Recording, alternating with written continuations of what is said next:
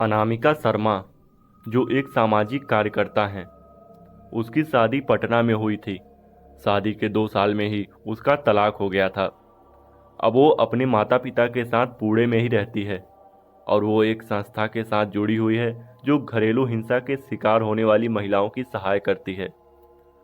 शादी टूटने से कोई भी महिला खुश नहीं रहती है, लेकिन शादी करके जुल्म सहने से अच्छा है कि हम अकेले ही रहें।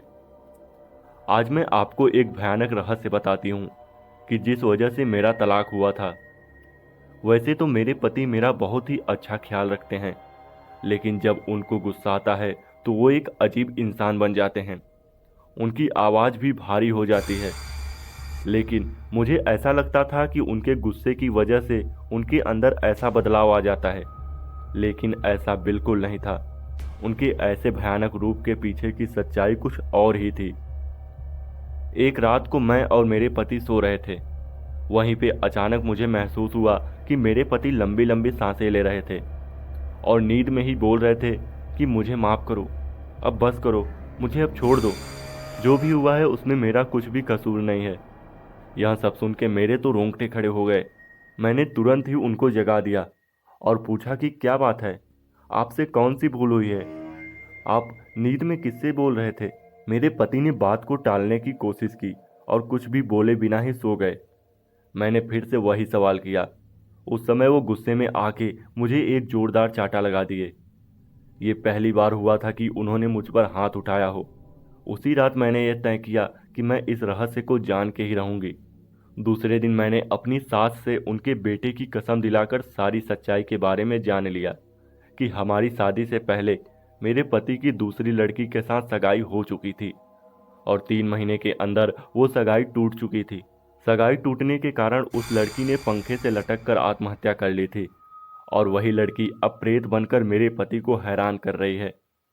इस बात के कारण कोई भी परिवार अपनी बेटी देने के लिए तैयार नहीं हो रहे थे, इसीलिए उन्होंने ये बात हमसे छुपाई थी।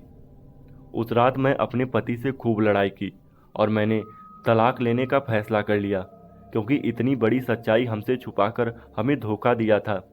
एक रात को करीबन रात के 2 बजे मुझे जगाकर बोले कि तुम इस कमरे से बाहर निकल जाओ। उस समय मेरे सामने इस तरीके से देख रहे थे कि मैं कोई पराई व्यक्ति हूँ। मुझे पता था कि इस समय अगर मैं विरोध करूंगी तो वो मेरे साथ मारपीट करेंगे, इसीलिए मैं चुपचाप वहाँ से बाहर निकलकर ड्राइंग रूम में आ गई। लेकिन मुझे नींद नहीं आ रही थी, इसलिए कि मैं सोच रही थी कि मेरी आगे की ज़िंदगी कैसे बीतेगी। उसी समय बेडरूम से किसी के बात करने की आवाज़ आने लगी। मेरा हृदय डर के मारे कांपने लगा, क्योंकि कमरे में मेरे पति के अलावा कोई भी नहीं था।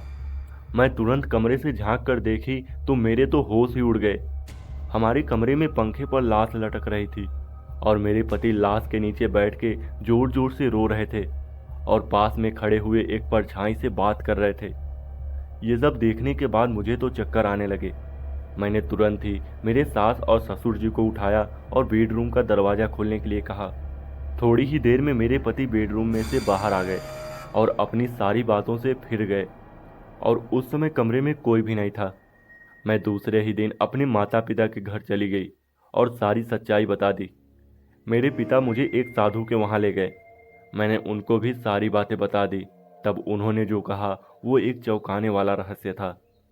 उन्होंने मेरे पति की कुंडली देखकर बोला कि जिस लड़की के साथ तुम्हारे पति की सगाई टूट गई वो तुम्हारे पति और घर वालों के त्रास के कारण मर गई थी और तभी से वो लड़की एक प्रेत बनकर उन सबसे बदला ले रही है। तभी से उस लड़की की प्रेत आत्मा ने तुम्हारे पति के शरीर, मन और दिमाग पे कब्जा कर रखा है और वो कभी भी अपना बदला लेने के लिए कभी भी हमला कर सकती है।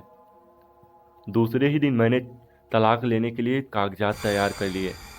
तलाक लेने के बाद मैं उस भयानक वातावरण से बाहर आ गई। मेरी खुशनसीबी है कि मैं जिंदा और सही सलामत हूँ, क्योंकि मुझे लगता था कि मेरे पति और उनकी पहले की मंगेतर मेरी जान भी ले सकते थे। कहानी का नैतिक यह है कि सच्चाई को छुपाने से हमेशा बचना चाहिए। अगर अनामिका के पति ने अपने अतीत के बारे में सच्चाई बता दी होती तो शायद अनामिका को इतना कुछ नहीं सहना पड़ता। इसके अलावा यह कहानी हमें यह भी सिखाती है कि हमें अपने जीवन में कभी भी हार नहीं माननी चाहिए और सच्चाई को सामने लाने के लिए हमेशा तैयार रहना चाहिए।